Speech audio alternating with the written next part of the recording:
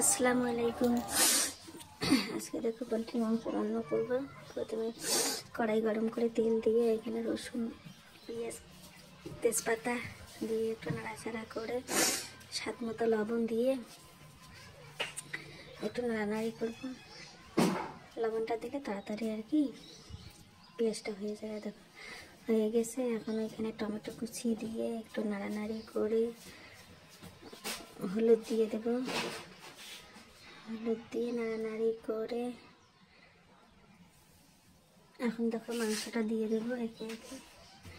আজকে তাড়াহুড়ো করে রান্না করছি, তাই এরকম করে রান্না করতেছি, নাহলে কিন্তু আমি মাংস ভেজে রান্না করি। মাংস ভেজে রান্না করলে স্বাদটা আলাদা।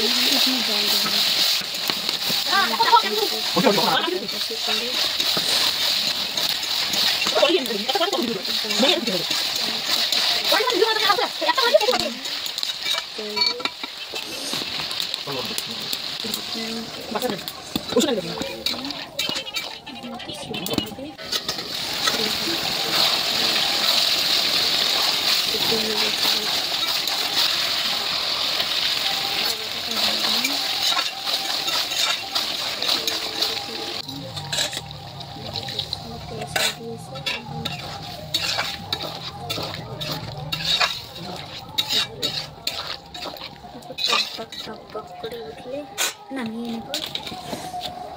খেতে কিন্তু দারুণ হয়েছে। সুন্দর কালারটা।